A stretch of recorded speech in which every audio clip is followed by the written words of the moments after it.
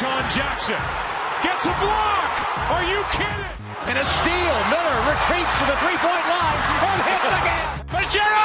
Oh, you beauty! What a head, son! What a head! Welcome to the No Regard podcast. My name's Nathan Bleakley. I'm Marcelo Lucha. Wow. 9 episodes now, Marcelo. We've been doing this stuff for like 2 months. You know, like sometimes it feels like we've been doing it for longer. But other times it feels like we've just been doing it for like 2 weeks. Like nine episodes, like wow. And you think like how much sport we've covered as well. Exactly. Like I think when we first got into it, it was still in the NBA season, like still some soccer title races that were still going together. Yeah, like, I knew nothing about the AFL. You've educated me a lot. So yeah, we've had a lot of fun doing it too. So we want to thank everyone for listening too. Make sure you keep the momentum going. Just keep watching on YouTube. Go subscribe to us on Facebook. Subscribe to us on YouTube as well. Yeah, so just sub on YouTube, like us on Facebook. You can pretty much just throw banter on us on Twitter as well. Yeah, exactly. You know, mainly Arsenal fans. Yeah, I'm gonna spit that fire back at you though, so just be ready. How about we flip it around for once? Because we're going to start with the Cup Finals today. A lot of Cup Finals played last night. 4 European Cup Finals played last night. It was a long night last night. So, let's throw some love at Arsenal for once. They won the FA Cup final. They won the FA Cup final 2 years in a row. Quite convincingly too, I might say. Crappy Aston Villa side though. Let's be honest. Let's be honest. But 4-0, some pretty amazing goals from them as well. Like the Sanchez goal was, in my opinion, just out of this world. Yeah. Yeah, you know, and it's good to see them succeed. Although Arsene Wenger tied for the most ever FA Cups ever on 6. Okay. So like, as much hate as we've given Arsene Wenger, like he knows what to do in the FA Cup. Like he knows how to get the trophies in that side of the competition. Right, and like at the same time, I don't want to bring any negativity towards Arsenal because I am happy. I don't dislike Arsenal. I think that's a common misconception. Chelsea couldn't win the FA Cup this season. It was Arsenal that won it. So yeah, but like I like Arsenal as a team and the club itself. I think they've got good philosophy, and I like strong Arsenal. attacking football. They've never wavered from like exciting attacking football. So you got to throw love to that. Yeah, but the reason we're so hard on them. Again, well, as we said, we're like last week. We're disappointed parents that think they can do more. Right. They can do, and it's out of luck because we think they are a better club than they've shown. Yeah, and to me, FA Cup final. Yeah, okay, you won it. You won the FA Cup. Good. Now next season, I need to see you win the league. Okay. Or if you're not going to win the league, you got to make semi-finals in the Champions League at least. Okay. So, mad love to Arsenal for winning the FA Cup. Hell yeah. Mad props to Arsenal. And we're hoping they do some big things next season. Because we know they can. We know they can do some big things. How about some good news for you, Marcelo? Oh. As expected as it might have been. Honestly, I didn't even watch this game because I knew we were going to win it. I'm not even being cocky though. Barcelona's just head and shoulders above Athletic Bilbao. So you knew they'd do it on the day. You weren't expecting any sort of upset. It would just be no. I didn't think we'd concede. Damn, 3-1. But let's be honest, that Messi goal, where he charged from midfield, that was. It was amazing. It was reminiscent of. Probably the best Messi goal ever, in my opinion. You remember the Maradona goal? The Getafe goal? Yeah. It was reminiscent of that, in my opinion, where he just carves through the entire defense from halfway through the middle of the pitch. And just... because there's a point in the dribble where he takes on 3 players. Yeah. And on the sideline. It's just a dribbling highlight. I'm like, he doesn't actually finish this with a goal. There's no way. It's amazing. Because he cuts so quickly and he shoots so quickly as well. The defense just doesn't have time to react. Yeah. And he beat the keeper at the near post. And I don't want to hear anything about keeper mistakes. No, that keeper positioned himself well. He opened himself up because Messi's just that good. News hot take from the No Regard podcast. Lionel Messi is good at football. Yeah. No news to anyone there. We've said it before. We think he's the greatest of all time. Oh, of course. So anytime we talk about Messi, it's just going to be lauding his achievements. Yeah, exactly. The religion of Lionel Messi. The Church of Lionel Messi. Glad to have him. There was a little bit of it depends if you think upset in the German Pokal final, or the German Cup, or whatever you'd like to call it. Wolfsburg beat Borussia Dortmund 3-1. Yep. On the back of a very good performance from Kevin De Bruyne. Yep. It was a little bit of a disappointing end to Jurgen Klopp's final term at Borussia Dortmund, but let's be honest, like Wolfsburg's a good side. They are a good side, and they've been making Champions Leagues before. Like, it wasn't 5 years ago that Werder Bremen, Wolfsburg, all these teams were like in the Champions League, getting through from the group stage. Exactly. So for me, it wasn't too much of a surprise that they lost 3-1, but like you said, it was unfortunate for Klopp. Exactly. But we saw what he was like last week when we were talking about his last home game for Borussia Dortmund. Like, Dortmund fans love him, and I think for what he's done for that club and what he's overseen, that big turnaround of the club, I think it's a very poignant end that sometimes it's not the fairy tale ending. Right. And that's just real life. Sometimes that's just sport. It doesn't always end with a fairy tale ending. But in some ways, that's appropriate for Dortmund. Sometimes, despite all the good work they do, sometimes they just come up short. I mean, it happens to the best of us, right? Exactly. And we're going to talk about the last cup as well, the French Cup. So PSG. 1-0 win. I don't even know who they played. I don't really care, to be completely honest. So Anderson Cavani gets the goal, but and they win their 4th domestic title of the season. Let's talk about this. Nathan and I have been seeing a lot of headlines, right? Paris wins the domestic treble. Educate me if I'm wrong, but is that the first time you've heard domestic treble? No, well, not necessarily. There's the bootleg treble in England where you can win the 2 domestic cups, the League Cup, the FA Cup, and the actual league. But right, but the fact that you can't... I mean, we saw even we're not going to even name the source because they have that much of a joke, but we saw an article of them, the article said PSG wins the 4th domestic trophy of the season. And you can tell the people what the 4th one was. One of them was a pre-season trophy. Pre-season trophy? What is that? It's come on, man. You're pretty much playing second string players to begin exactly, with. I don't know, obviously sport, and, everyone's going into any sort of game, even pre-season games, with a level of competitiveness. The players don't even have their name on the back of their jerseys in pre-season. Literally. It's that much of a joke. And, you're attributing that to a team. I don't know, man. Yeah, in my opinion, I think, domestic if they're giving you the opportunity to win a trophy, and you go out and win every single trophy available, I think that's props to the side, in my opinion. As you said, you often praise Barcelona for their winning of 6 trophies in the amazing legendary side, but some of those were just the one match where it was the Super Cup or something like that. And to be honest, the Super Cup in the preseason between the winner of the Copa del Rey and the winner of the league, right? And that's common in many leagues. The equivalent would be the Community Shield in England. Mm-hmm. That's often counted as a trophy. So I think I would imagine the preseason French trophy would be similar to that sort of setup. So if you're counting the Community Shield or the Super Cup between the UEFA League winner and the Champions League winner, if you're counting those as trophies, I'd imagine that would be counted as a trophy as well. I don't think calling it they're treble winners or something, lauding that as a big achievement, as let's say an actual treble winner of a Champions League, a domestic cup, and a league. Yeah.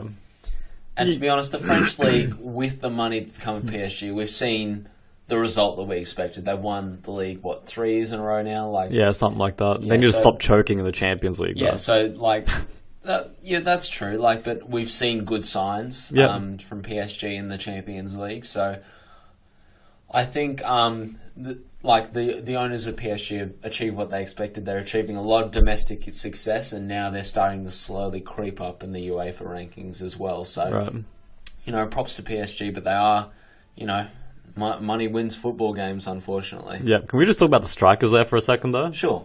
Okay, because there's rumours that Cavani's going to leave, right? Okay. And I did say a few weeks ago or a month ago, something like that, I can't remember, that Ibrahimovic is going to leave. Okay? And I stand by that. I do think Ibrahimovic is going to leave. Mm-hmm. So what happens if they both leave? They reinvest that money. I think there were rumours that they were putting a bid in for Cristiano Ronaldo. Not that I'm saying that will be successful in any way, shape or form. Right. Because I think Ronaldo will finish his career at either Real Madrid or United. Mm-hmm. or some American league. But once they go to American league, that they've Canada's already retired. Yeah.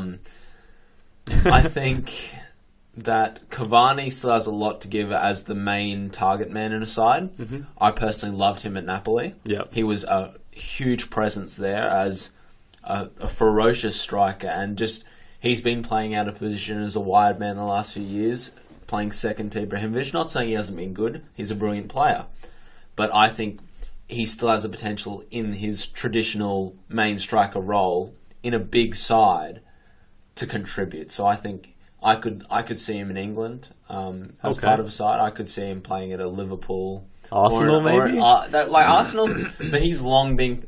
He's one of those players that has been perennially connected with Arsenal. So make it happen, Arsene Wenger. Because the reason a lot of these players connected to these sides is because they're the perfect fit for these sides, and they're who these side needs to go and get. Yeah. So if Cavani's available, I think Arsene Wenger, that should be his next target.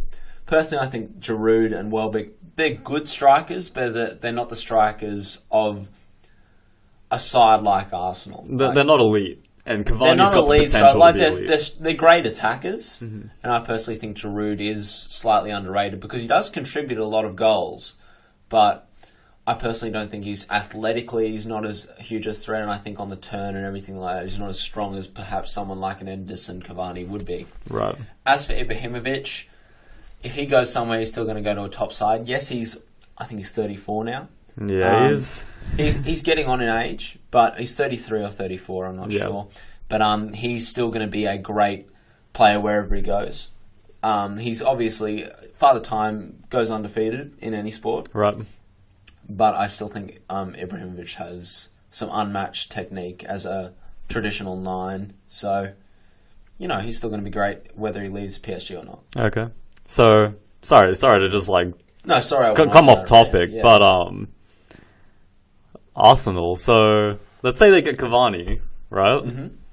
You got Ozil in the midfield. Yep. What else do they need? Because for me, I think they'd need to buy a superstar defender. For me, but that's with any side. I think Chelsea's the only side in England that I see that are set on the defensive end. Mm-hmm. City's okay. City's okay, but I think every side could use a great centre back. That's just a side, something that a lot of sides need because they're in short supply. You've got to think, who would you list as great centre backs? You'd list maybe Piqué, Sergio Ramos, Mats Hummels, Thiago Silva. There's a small list of superstar centre backs. Yeah. So that's just supply and demand. I'd put Company in there as well. You would put Company a good form, John Terry and Gary Cahill as well. For sure. But yeah, Arsenal, I could see them getting Cavani, and it would be a great purchase for them in my opinion. And then also, if they shore up their defense as well, they could be a very good title threat. But I think the biggest thing of any title push is depth. You've got to be able to spread yourself because every side needs to play 60 plus games a year if you're in the Champions League, if you're in all the league competitions, going deep pushes in all of them. Yeah. So it's about having the depth to be able to spread the depth and quality to spread yourself across all of those and be able to make deep pushes in all of those competitions. Nah, screw that. Arsenal just need to win the league. Just focus on one. But focus on league. Champions League final. So that's next week. Mm-hmm. I think I'm excited. It's going to be a great game. Hell yeah. It's going to be a great game in Berlin between obviously FC Barcelona and Juventus. Any last minute predictions? We've already done our preview on this, but any last minute say on this that you have? Not much has changed. Suarez is back from injury, thank God. Yep. Okay, because we would have been screwed. I think we lose that game without Suarez, to be completely honest. Jeez. Suarez is that good. Watch for Pirlo to put in another crappy performance. Another overrated performance. You'll probably see the stats. It's 50% pass completion, something stupid. The most overrated player in football. Okay. You can hate me for it, whatever. First player ever to make all these passes in a Champions League final with a Chuck Norris beard. Right. In before Pirlo just scores a hat trick too. Yeah. That's just, I don't want to jinx myself, but I think Barcelona wins this by 2 or 3 goals. Oh no, I agree. Messi and Neymar have hit their straps at the right time. They're coming in with probably the form of their lives, in my opinion. They're coming off of a strong league performance as well as obviously winning the Copa del Rey. So I'm going to stand by my prediction of a few weeks ago. I see Barca taking this out 3-1. Right. You will get a goal back off a great performance from Carlos Tevez. Yep. But I think PK. Thank you. PK will probably contain that attack, and obviously Bravo is a great keeper as well. Right. But I think they'll play Ter Yeah, Stegen. I think we will too. I think because they've had a similar format to what Chelsea had earlier in the season, where they would play one keeper in the league and one keeper in the cups. And as far as I'm aware, Ter Stegen's been playing all the Champions League games. And I like that, it gives players a chance to play. Exactly. And Bravo's, obviously both keepers have put in a great season. Oh yeah. I can't say which one's better. And I've watched a lot of games. And both sides are obviously going for their treble as well. Mm-hmm. Juventus have won their domestic cup as well as their league, and same for Barcelona. But only one side is coming out of here with a real treble. Yeah. So PSG, you got to mad learn. Shade to PSG. You got to learn, Paris. Mad shade. So I see Barcelona completing their treble. Okay. Mad. All right. So let's not beat around the bush. There's been one big story in soccer this week, and I'd like to say we predicted it last week. Yeah. But we got to go back to it. So we're seeing FIFA. I'm just going to say FIFA. Go in, Marcelo. Look, man, so much has been happening that you can't even single point one little thing and attack it from different angles. The whole organization is screwed, in my opinion. It doesn't matter if they elect a new president. The image around the world right now is that FIFA just cannot get themselves under control. And whether or not they change the Qatar World Cup, like we said last week that they should, or, maybe they fire Blatter or Blatter goes to prison, that's a possibility too. You never know with this FBI investigation. I'm just not sure how we can, I say we as a sport, how we can retain our reputation. Because we're getting attacked right now by the media. And rightly so, all parts of the world are being guilty for taking bribes, pretty much. I don't think there's one country that's innocent in this. I think they all knew as well. And I hate that people are some federations are showing courage to step away from Blatter. Like the Australian Football Federation, good on them for not supporting Blatter anymore. It's a sinking ship. Why would you stay on it? It's not courage, it's not honor, it's not anything like that. They just can see that the writing's on the wall for Sepp Blatter right now. And if you're supporting him, you're going to go down with him. So right now you're going to see a lot of federations, a lot of countries jump off that ship and start to criticize. But at the end of the day, they were in the wrong too. And to be honest, it's kind of just reciprocating what Sepp Blatter's done. He has thrown the entire executive board under the bus. He's completely separated himself from everyone who's been arrested. He hasn't defended any of his employees that have been arrested. Granted, the one defense I have for FIFA in this situation is that, yes, they're the only organisation as part of international soccer that is getting the reputation damage. Now, CONMEBOL and CONCACAF, so these are confederation. So the African and the Latin American ones, respectively. So a lot of these guys were the ones taking the bribes, the ones organising the bribing, so and so, and they're the ones where a lot of they have more people being arrested than people who actually directly work for FIFA. Yeah. So yes, it's true there should be, but I in saying that, a lot of international soccer has been damaged by this. Mm-hmm. This isn't the first time under Sepp Blatter's reign that corruption has come up as a topic. No, I mean, we've known this for a while. We've known this for a while, and it's just now that it's coming out to light. Yeah. It is a shame that the presidential election went as it did. I think there should have been more opposition. Possibly someone else should have run as well. Imagine if someone like Luis Figo or someone like that would have run against Blatter. I know, but he was there before, and withdraws. Yeah, I mean, a lot of people withdraw or leave the organisation when going up against Sepp Blatter in the presidential elections. No challenges him. And that seems a bit fishy to me. Yeah. That's FIFA wants to keep this cycle. Mm-hmm. In my opinion. Yes, Sepp Blatter is obviously not the only one contributing to this. I mean, corruption rooted this deep and this wide would be the work of many people. Yeah. but he's the head of the snake. Exactly. And they've re-elected him. And to be honest, you and me just recently watched his presidential re-election speech. Right, it was a bit of a joke. It's a bit of a joke. He's patting himself on the back, like he's the savior that's going to turn FIFA around. You know the funniest moment of that, though? What? Sorry to interrupt, but he's talking about like the candidates that were going against him. You know, like maybe if Prince whoever of Jordan Prince Ali, had run, he'd get more votes and like blah blah blah. And he's all serious, you know. He's like being empathetic to the losers, you know, like being like really honorable. And then bam. Yeah. Then he's fine. It switched like completely. Like his face just lit up when he started talking about himself and how he's going to control FIFA. He referred to it as the captain of the boat, right? He's the captain of the boat that's going to take the boat offshore. Like it was a train wreck. If you haven't seen that, it was a Titanic boat of an analogy, is what it was. Like, go watch presidential. Started talking about beach soccer. What is that? Why? Like, why talk about beach soccer? Come on, man. Yeah. To be honest, like, I think the main thing that we need to learn from this. Obviously, there's an ongoing FBI organization. We obviously don't know everything that's going to come to light at the end.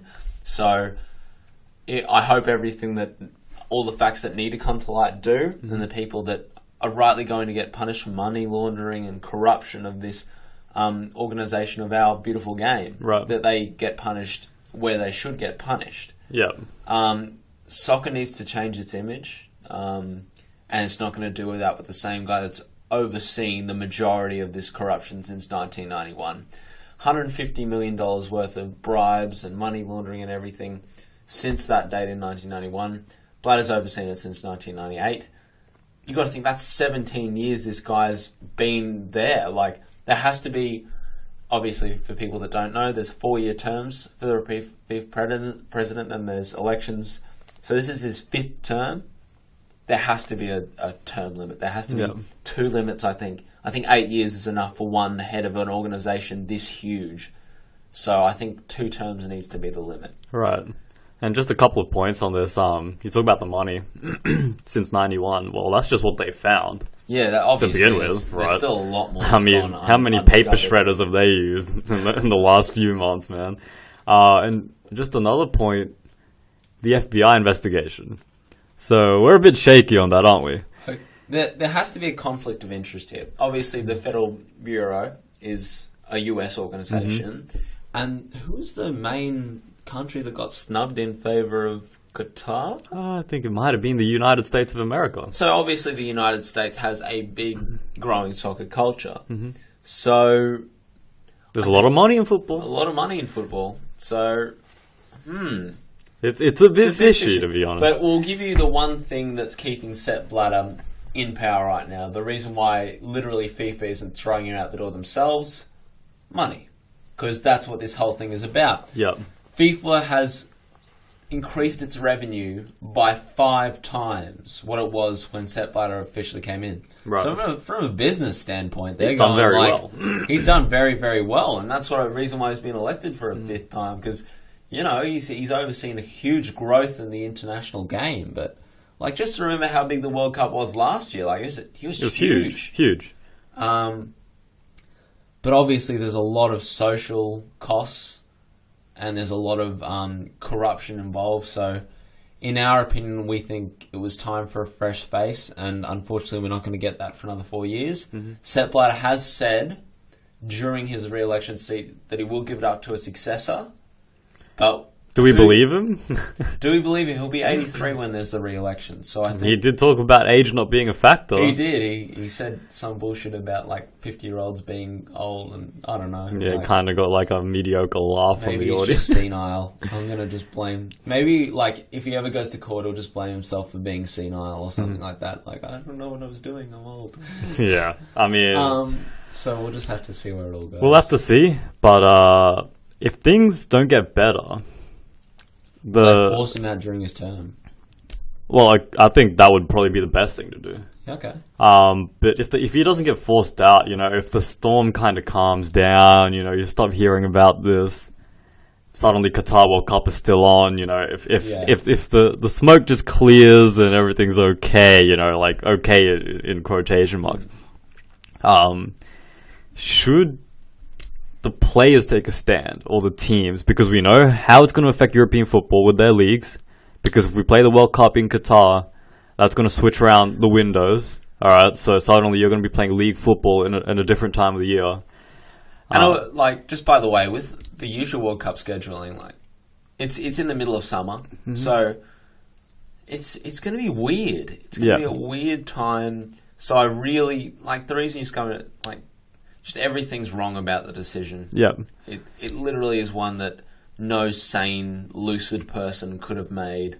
So yeah, I mean, FIFA just need to be careful, because if this problem isn't solved, the Qatar World Cup choice is what triggered all of this. Exactly. Like, in terms of like, okay, something's up. Like everything else, yeah, there's been something wrong, but this is just straight up couldn't have happened. Like, yeah. The same thing with the Russia bid. The Russia bid, obviously, it's too close for it to get changed at the moment. Yeah, and I don't mind the Russian bid, but that also did involve some. Yeah, but then again, like as we see now with the investigation, most of the World Cup hosts now have been taking bribes. Like there's something about this 2010 South Africa Cup. Obviously, Brazil's under a bit of investigation too. So, I think it's just Switzerland's a bit pissed that that everyone thinks they can get away with shit in Switzerland, because obviously there's a lot of money laundering that goes on through Swiss banks. Swiss banks are notoriously associated with money laundering. So, good on Switzerland for taking a stand against this. Yeah, but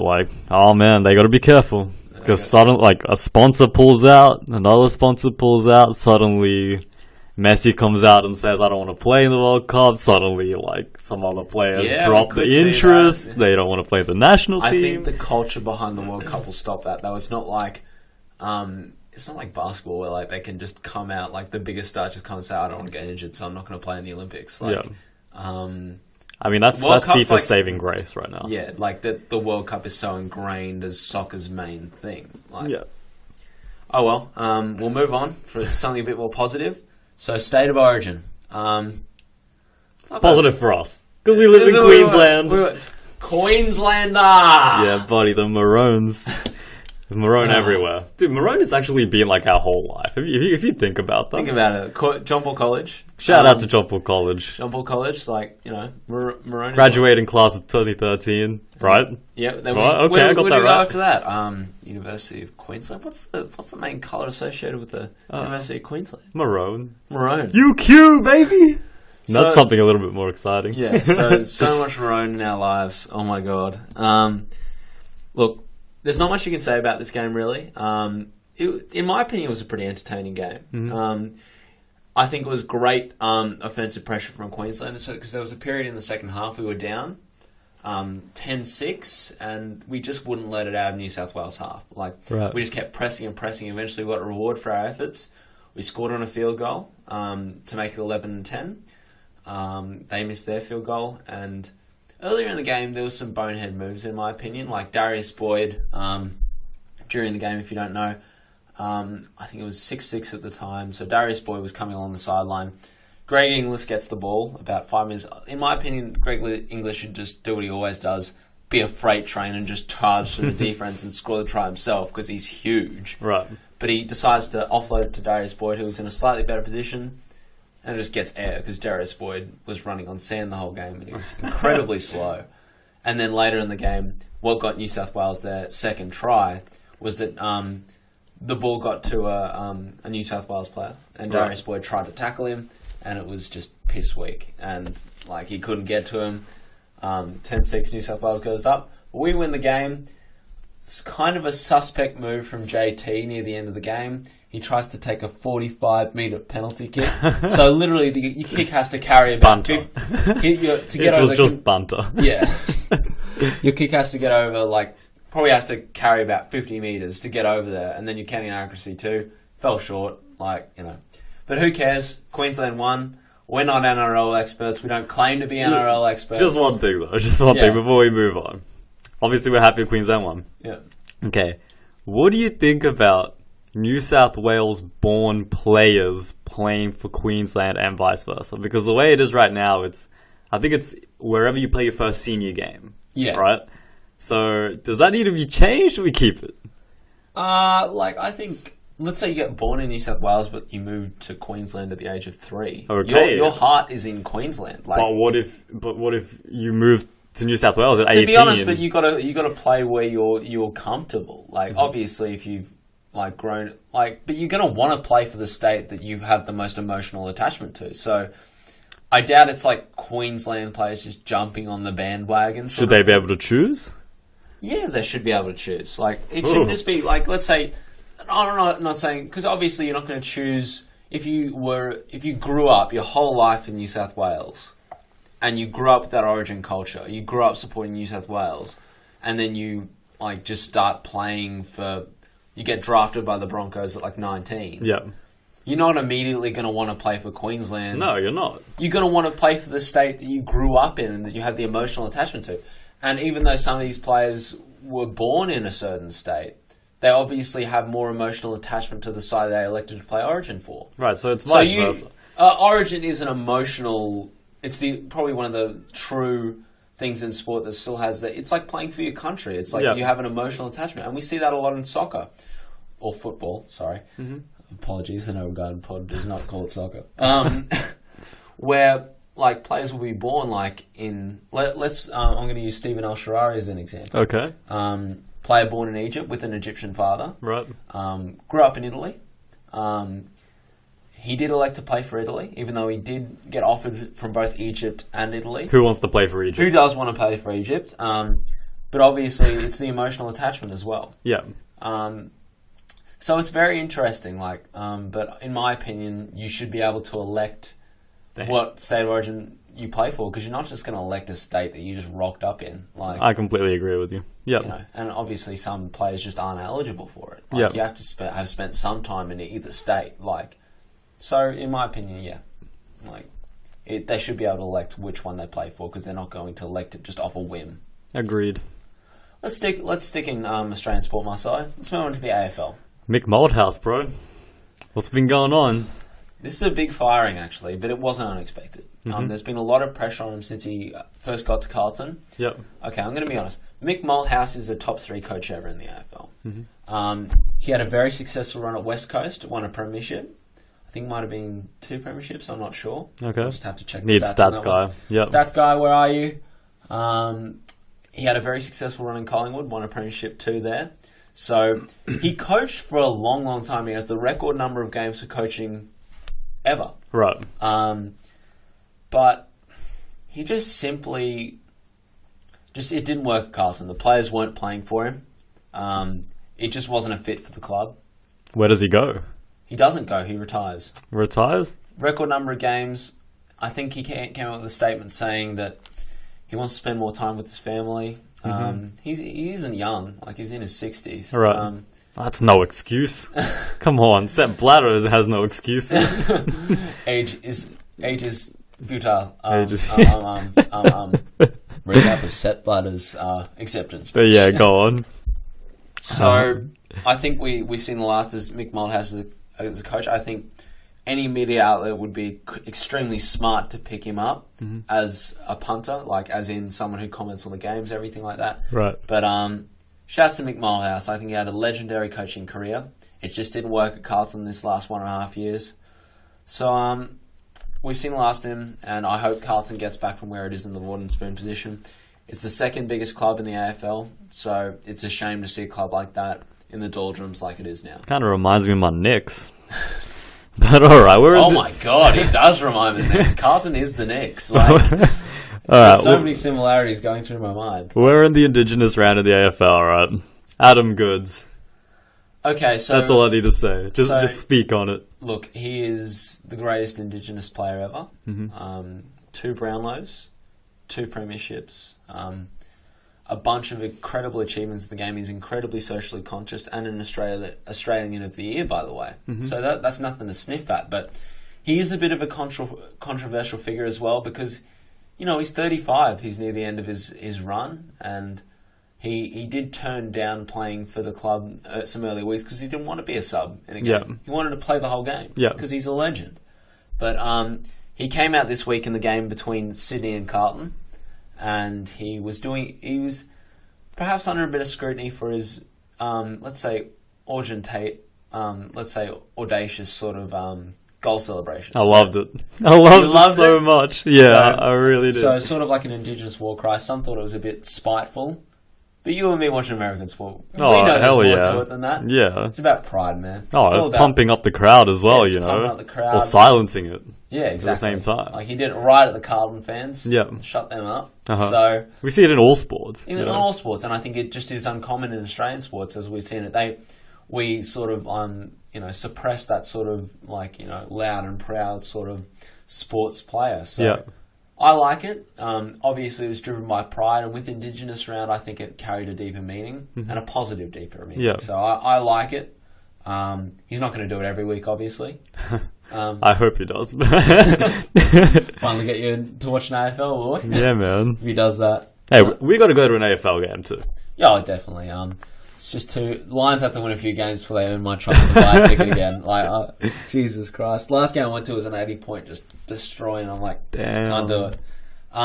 Last thing I want to mention, props to Freo winning their first 9 games out of 22. It's ridiculous. To be honest, you look through the stats and there's some pretty historic sides that do that. The best ever was the 2001 Essendon side. Damn, you're a bit confused on the teams there. So Fremantle's the one that's 9-0 now. Yeah. Essendon 2001 went 20-0. Mm-hmm.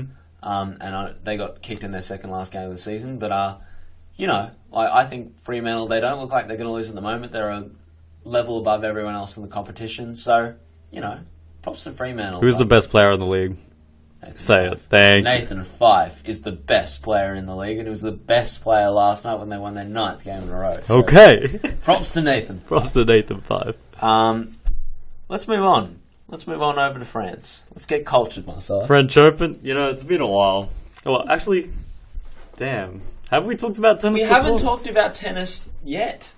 Actually, no. I think that's a lie. We did talk about the Madrid Open. We did briefly talk about the Madrid Open. Very briefly. And we're going to very briefly talk about the French Open too, because we need to get to some other bigger sport events in the world. The biggest sport event. The biggest sport event. Come on now. You're smarter than that. But alright, French Open, we're in the 3rd round, right? Yep. Who's going to win this? Djokovic. Djokovic? Yeah, it's going to be Djokovic. It's going to be Djokovic. Okay, so our boy Nick Kyrgios just got knocked out by Andy Murray. So in straight sets, by the way. Yep. So Kyrgios, he's a talent. Friend of the podcast. Friend of the podcast. Shouts to Nick Kyrgios. Yeah. But he's still young. He's got time. Yeah, I really like Nick Kyrgios. He's really good. Yeah.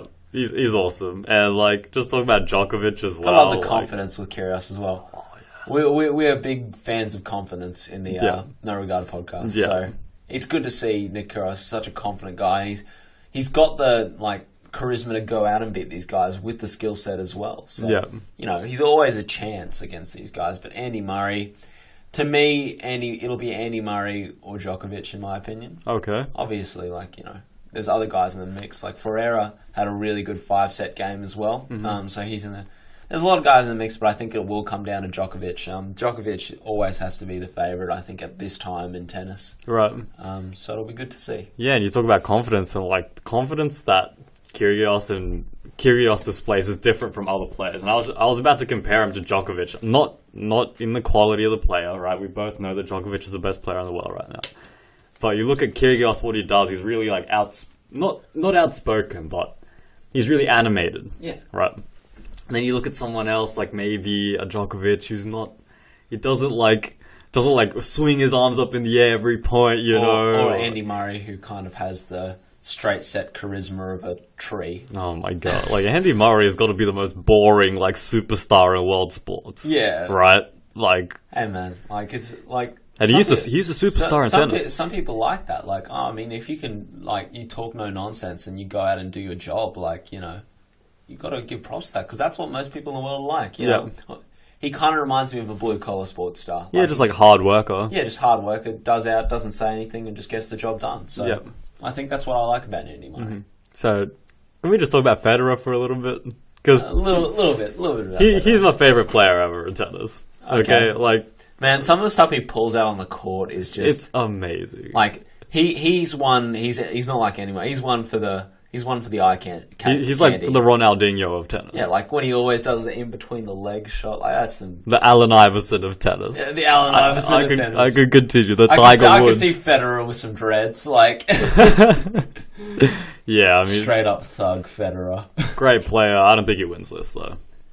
Yeah, no, I agree with that. And Nadal, you know, I'm not sure what the seeding is right Nadal now. is my favourite tennis player, by the way. Oh yeah, but and he's the master of the clay court. Yep. Um, He's fallen in the standings. I'm looking at them right now. He's 7th seed from what I can see. oh, So, you know, there's ups and downs. yeah, definitely. But yeah, I like Nadal as well. I think Djokovic takes this. Djokovic? I agree. I agree. Let's hop over on another plane, Marcel. Let's head over to America. Let's do it. Yeah, I mean, I'm so keen for this series. I'm so keen. All right. It is So Golden State Warriors, NBA Finals. Cleveland Cavaliers. We've been waiting for this. Whew. Okay. Where do we start with this? I don't Marcel? even know where to start. It's the biggest series of the year. It's the biggest matchup of the year. Okay, no. This is where we'll start. Okay, let's not even talk about the game. Forget Cavaliers, forget the Warriors. Let's talk about the concussions. Okay? Because this is serious. I want to talk about Klay Thompson and Steph Curry. Right? Okay. Because we both saw what happened in the last series. Okay, Klay Thompson went down, got a concussion. Curry went down, had a concussion as well, concussion-like symptoms. Curry returned to the game. They tried to return Klay Thompson. They tried to return Klay, started bleeding from the ear. Okay, which is, you bleed from the... that shit was like pouring out. If that happens to me, I'm in the hospital. I'm calling 000-911, whoever it is. So, a lot of other sports have some really strong concussion protocols before they'll even consider sending players back in. Yeah. So Concussions aren't a joke. We look at the AFL where like you gotta take 20 minutes out of the game. Yeah. So like to assess them, to get them to do a concussion test, everything like that, and then they'll probably still sub them out anyway. Yeah. And Golden State weren't going to win that game 4 again with Curry in the game, by the way. Mm-hmm. And game 5 was pretty much it was on the line, but you know Clay wasn't in a situation where he could go back in the game because those were bad hits. Yeah. By the way, Trevor Ariza in both of them. Yeah. I don't think there's anything suspicious. No, just going hard. Just going playing hard. Playoff basketball. And I think especially with Clay's, like you had to have had more protocols in place before you were willing to send them out back into the game. Right. You got to applaud the players' toughness, by the way. No, yeah, that's not even a question. But it just looks bad on the league sending a player out there and he starts bleeding from the ear. Definitely. That's worrying to me. And the fact that he's in doubt for game 1, which was 9 days after, and you're willing to send him back 10 minutes after that hit, and we heard about what happened afterwards with his father. So his dad comes out and says, "Look, Clay didn't pull up that well after the game. He couldn't drive home. When he was home, he wasn't feeling that great. He started vomiting and everything. So it wasn't It's a concussion. Yeah, it's a concussion. That's what happens in a concussion. So, but you mentioned other leagues and their protocol. So I think they need to look to I think they need to look to contact sports. Yeah, I mean NFL has it might even be over the top in NFL. It's in the NFL, you get hit in the head, you're out. If you can't make it off the field, if it looks like in any way your head's hurt, you're done for the game. And you got to kind of compare that to you're not going to see the same thing in sort of rugby league or anything like that. But I think they need to look to some of the processes, even look at stuff like the AFL or the NFL, right? What they're doing with their concussed players, because of how fast paced some of the plays are in the NBA and how high these players jump, there's some chance that you're going to get concussed. And you talk about concussion, they get physical there. That's probably, in my opinion, the NBA might be the most violent non-contact sport. Well, basketball is a contact sport. Well, in a way, it's technically not a contact sport. No, it technically is. It technically is. Yeah. All right. No. Even football is a contact sport. Soccer football is a contact sport. In any sport where you could not hit someone, you're not putting hits on Ice someone. hockey is the only contact sport. Where there's physical contact and it's aggressive. Yeah. You're fighting to win the ball. Exactly. So it is a contact sport, but yeah, like we said, and concussions. And like Golden State has a deep Jesus. bench rotation. Like you could have afforded to leave these guys out of the game. Right. They've been lauded for having the best bench in the NBA this season. Like, you know, make use of it. Trust in that bench. Yeah. So you can make sure these players are all right. All right, we'll get on to something a bit more uplifting with that finals. Right. Speaking of, past MVP versus the current MVP. Curry versus LeBron. the LeBron MVP James. versus the best player in the league, Yeah. LeBron James. So, what are we going to say? Okay, all right. Let's just get it out What are we there. doing? What's your prediction? Okay, so we're going to... Just give me the straight numbers, man. Straight numbers? Yeah, give me the number. Golden State in 7. What? Oh man, What's I your got the prediction? Cavs in 6. Whoa. 6. Okay, so look, I think definitely like the reason you do that is because obviously the Cavs are very convincing in the season Yep. they just played. Yep. But Golden State's deeper, man, and like you don't like if Curry's shots are falling, if Clay's shots are falling, even if they're not, they have backup options. They have Draymond Green. I think the only problem Golden State will have, they'll be able to guard Curry. Yeah. Sorry, pardon me. No. They'll be able to guard Irving. Yeah. They'll be able to stop. I don't think there'll be as many open shots with J.R. Smith. I think the main problem they'll have is LeBron. Mm-hmm. But I don't think they'll be able to get as many wins out of LeBron as you would see against a weaker opponent. Because Golden State's a way better side than anyone the Cavs have played yet in the postseason. Yeah. Historically, Golden State, they've won 67 games in a way that they are now the 10th best side of all time Right. in terms of regular season. 7 of those sides win the championship. The other 2 go to, I think one goes to the finals, one goes out in the conference finals. Mm-hmm. But the other sides, like MJ's Bulls, the Lakers with like Wilt Chamberlain, like Yeah. these are crazy good sides. And like to be honest, the way Curry's played, and if Clay's all right as well, I mean, to me it all depends on Irving. Mm-hmm. And from what I've seen from Irving, like knee tendonitis doesn't get healed in a week. No, Like, but he's coming back. he's going to come back and he'll play strong, but I don't think he's in a way that he can guard Curry. Like No, but J.R. Smith again, and Curry- Kyrie Irving can't guard Clay and Curry like at all. So on the other side, Curry can't do anything on Kyrie. I don't think so. And but then, like, let's say you switch over Clay onto him. okay, Like, so they have the flexibility that they can switch Clay onto him. but And suddenly then- you've got J.R. Smith on Curry. which I think Curry is fine because like, Really? J.R. Smith takes hard shots, but a lot of those times those shots don't fall. Look, I think the key here is J.R. Smith getting hot in specific games. Because there'll be games where you don't even need him to take that many So shots. you see J.R. Smith as the X factor. Not exactly. I see more Tristan Thompson as the X factor. Because it depends how well he can play. Let's throw dap at Tristan Thompson. Like, Okay, he's been Dennis Rodman like reborn. Like, yeah, throughout we kind of the season. disrespected him at the start of the pod series. You know, Yeah. we're like, Tristan Thompson's not that great. They need Kevin Love. Like, healthy. agreed, he still can't shoot. Oh. But he's probably the best rebounder in the league Yeah, for his size. For his size, yeah. The length on this guy. Oh Yeah. my goodness. And he's just out jumping everybody. He's on the boards 24/7. And, with LeBron, with Mozgov, you think about the size factor. I know Draymond Green's there. But Draymond Green is too small for all three of them. exactly. Oh, but I believe in Draymond Green. Oh no, he's probably one of the best defenders in the league. But Yeah. he can't guard LeBron. LeBron will just take him into the post and torture him. Right. Like, LeBron knows his outside shot isn't falling, so he can just take him in the post.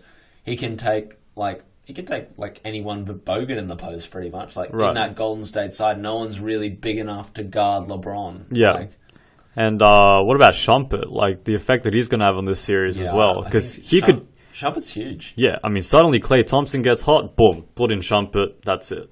I think Shumpert can shut down Klay Thompson. Easy. I mean, it's easy work. The guy put a number on Rose. He went against Melo Anthony, like, in practice for a year, It's easy stuff for him. But, like you said, I am picking the Cavs because of LeBron James. LeBron James. LeBron James has been playing, like, honestly, like, in my opinion, he can play better. than what he's been playing. He can play more efficiently. No, like better all round. Yeah. Like he can shoot better. He can get to the lane better. He can assist better. He can do everything better. Like what he did against Atlanta was amazing. Like you see the stat line, it's ridiculous, right? Triple double in that last game, right? I think in game 3 he came out with like 37, 18, and 13. Because in my opinion, that was the most endearing game I've seen from LeBron this whole postseason. Because he started 0 of 10, so any other player would be like, my shot's not falling. I'm not going to try. But he wasn't in the position to do that because he had no Kyrie, he had no Kevin Love. So what do? You just try and keep shooting, and he pushed through it. And he ended up getting 37 points, and he got a whole bunch of rebounds and a whole bunch of assists. The thing that's going to hurt Golden State is that they can't just go one-on-one with LeBron with like Draymond Green or Harrison Barnes or something. Yep. At times they're going to have to get help on him, and that's what's hurt everyone this entire postseason because someone's open, chuck it to them. There's a lot of good shooters on the Cavs. A lot of good shooters. So if they win it, the Cavs if the Cavs win it, they look like geniuses for those mid-season trades and everything like that. And Cleveland finally gets a championship, man. Do they keep Kevin Love if they win? If they win without Kevin Love, do they try and keep Kevin Love? Because they're going to have to pay a lot to keep him. Because, let's rewind it to last season when they got him. There was rumours they'd promised him like a 5-year, 112 million, so basically the 5-year max. Yeah. So 120 million. He hasn't played like he's worth that this season. I mean, granted, he's still played well, but not to $120 million standard. I mean, yeah, Kevin Love will have options. And I saw go on. What about Houston? So you got to think last season they're going after Chris Bosh. Okay. So obviously they want the power forward spot addressed. Yep. They have Dwight Howard. They have James Harden. They obviously can show that they can go to a high level. Obviously. So what about Josh Smith then? Josh Smith. He can. I don't know if they keep Josh Smith. I think Josh Smith's been very good, but I think Josh Smith will have to take less money than he's maybe worth to stay with that team. Right. I think Kevin Love wants to win. That's why I don't think he might go to the Lakers because he thinks winning's important. And speaking of, it depends on who the Lakers draft as well. Right, like if they draft a big, why would they need Love? If they draft Karl Anthony Towns, let's say Karl Anthony Towns falls to them, why would you draft Love in the same position? Right, exactly. So, the off season, we'll get to it eventually. That'll be for another pod. But I'm not sure about Kevin Love right now. Okay. So, in your opinion, Cavs in 6? Cavs in 6, hell yeah! I got LeBron closing that out, Game 6, baby. Yeah. At home, I personally think the Warriors' home court advantage, there's something insane, maybe, I think it's 43-3 or something ridiculous at Oracle Arena. So I think the home court advantage is huge for the Warriors. That Bay Area can come out to support its teams. The Bay Area is good. I think we'll finally see a Klay Thompson game. So when I say a Klay Thompson game, I mean during the regular season when he hit 37 points in a quarter, when he's hit 50 points in several games, I think we're going to see another Klay Thompson game. He might not even play with Game 1 though. Even if he doesn't play, I can see him coming out one of the Oracle Arena games and just blasting everyone out of the water. Because I think the backcourt defense, barring Shumpert, because I think Shumpert's the best defender in that backcourt. Because obviously J.R. Smith and Kyrie, amazing offensive forces, but maybe not great on the defensive end. And I think that might hurt their backcourt a little bit. So I think for Golden State to win this, they need more games out of their role players. And I think as you go deeper down the benches, you see better. It looks better and better for Golden State. I think Iggy's going to come out and help Harrison Barnes and Draymond Green on LeBron. One of our favourite players, Andre Iguodala. I think Iggy's a great defender.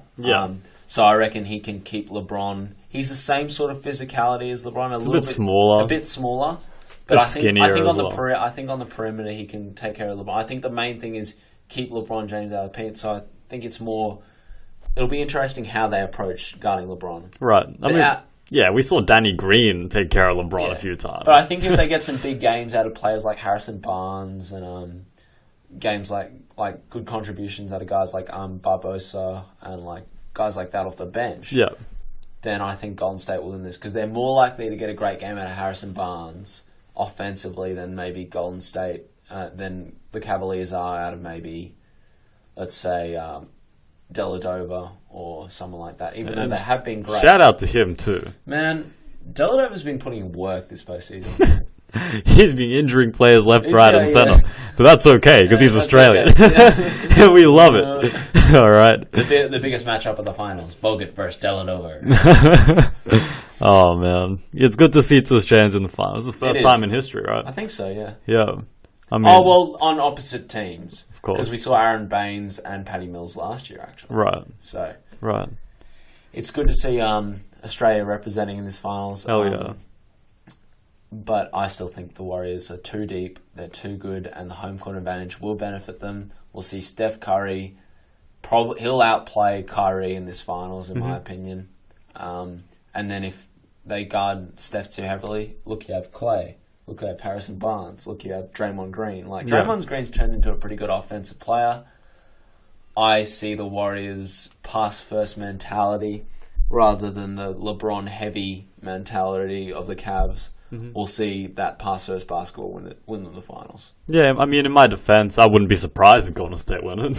Yeah, right. It's a very tight series. And this is the dream matchup, in my opinion.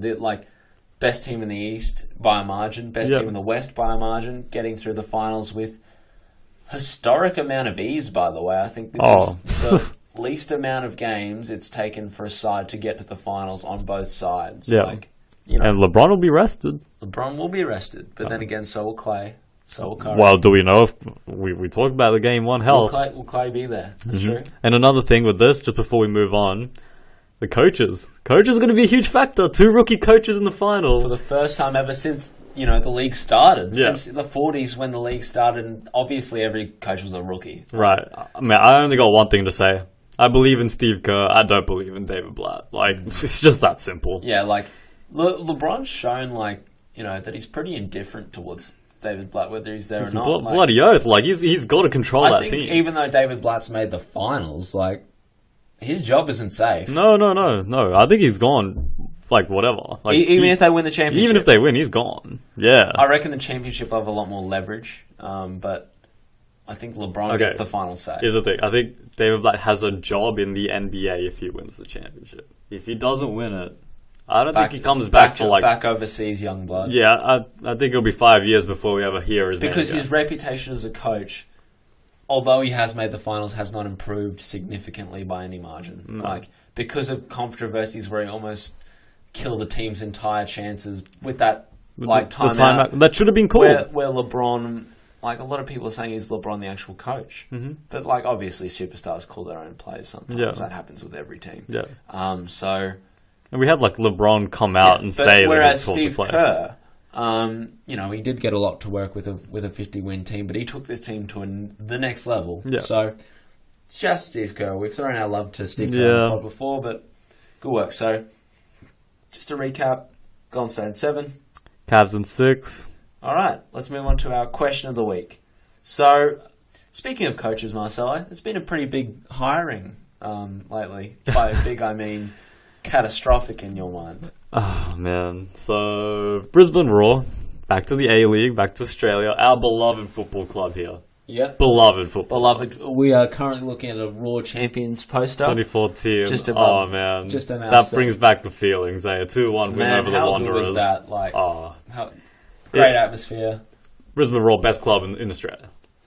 Agreed. Okay, we're biased. Who cares? Through exorbitant amount of bias. The black and orange are too strong, man. All right. So, John Aloisi hired. Okay. Now, I've got 2 views on this. Could it be worse than this last coach? Okay, I don't even know if it could be worse, okay, because there were a lot of formation errors, a lot of player positioning errors, namely Broich playing up front. Not sure why that was going on. Him starting Petratos for 20 games in a row when he didn't do anything. Okay. And we know what Aloisi's done before, but even, oh my god, you listen to this guy on SBS, The World Game, and shout out to The World Game because it's a great program. But you listen to him as a commentator, he doesn't know what he's talking about. I don't believe in Aloisi, obviously an Australia soccer legend because of what he did to get us to the finals of the World Cup. I don't like it. I don't like this for Brisbane Roar, and I think it might be time to rebuild. I think our short-term championship window has closed because we've seen the departure of obviously our best striker ever, Versar Berisha. Yeah. We're starting to see some of that championship core starting to age a little bit. Obviously, Tommy Broich, obviously still good enough to play in the A-League, but Father Time is an undefeated. For how long, right? Yeah, exactly. He's one of the slowest players in the league. Father Time is undefeated. Like, we don't see that same sort of turn on the step that we saw when he was winning, like, the MVP of the league sort of trophies.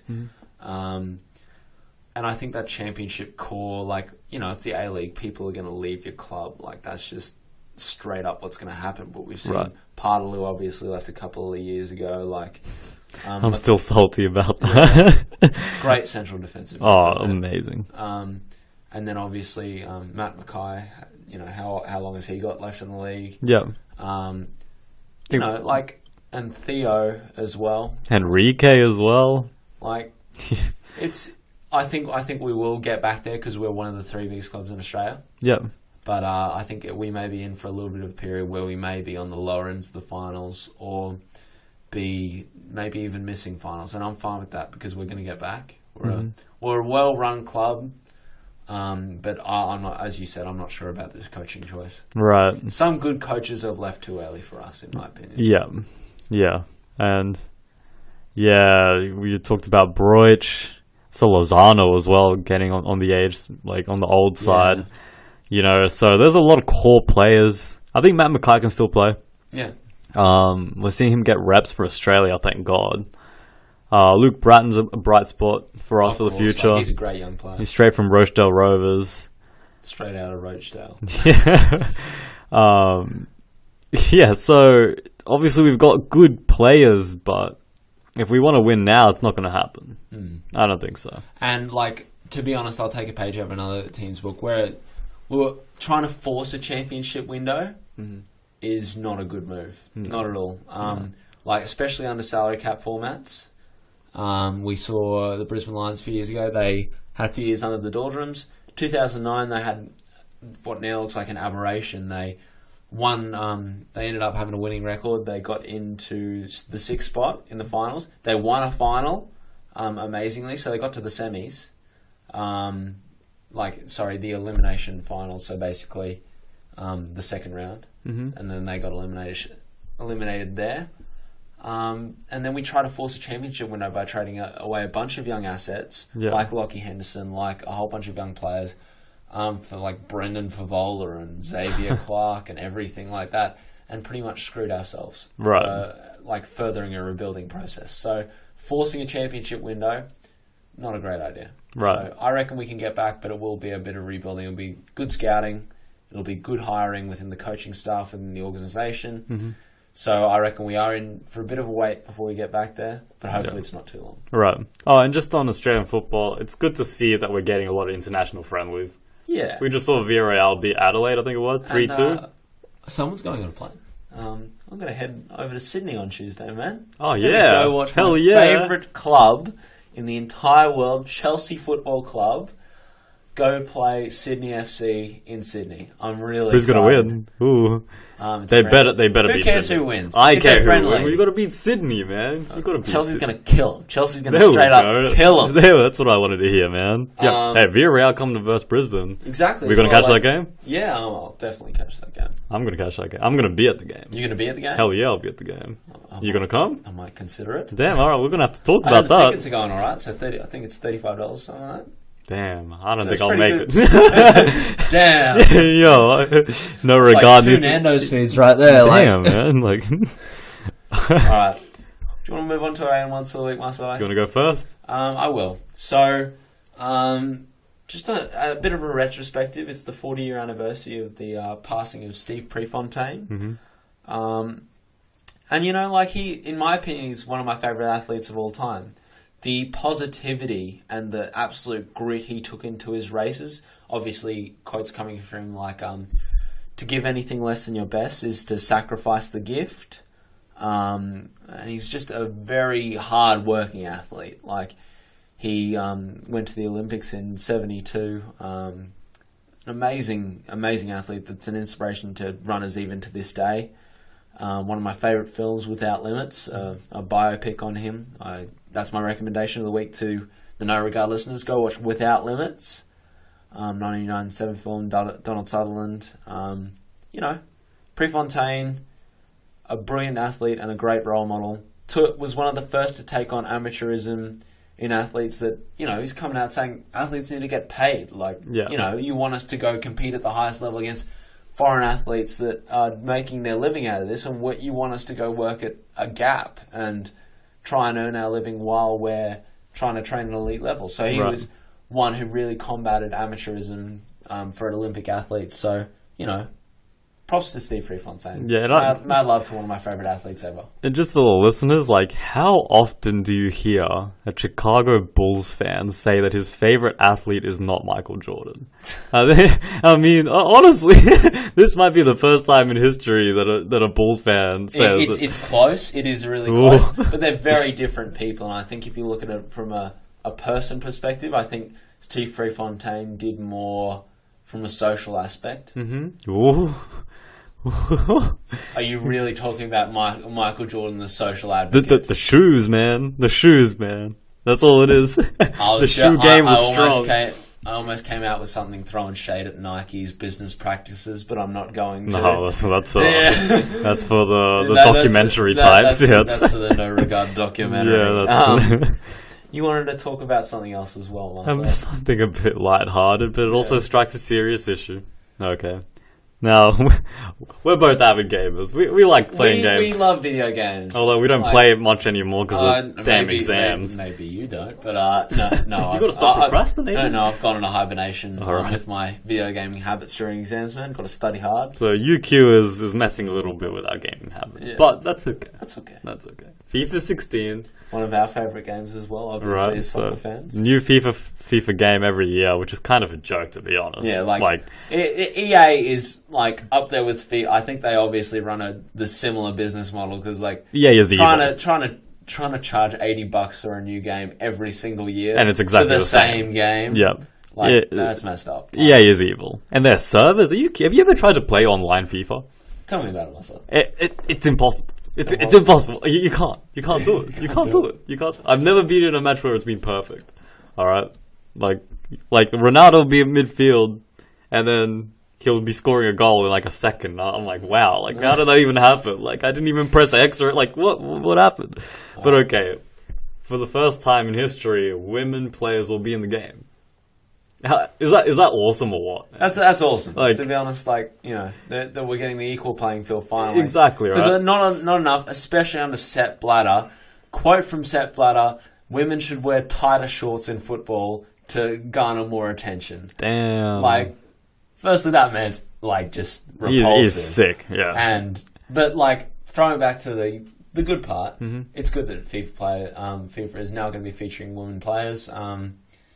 What's your opinion on it, Marcelo?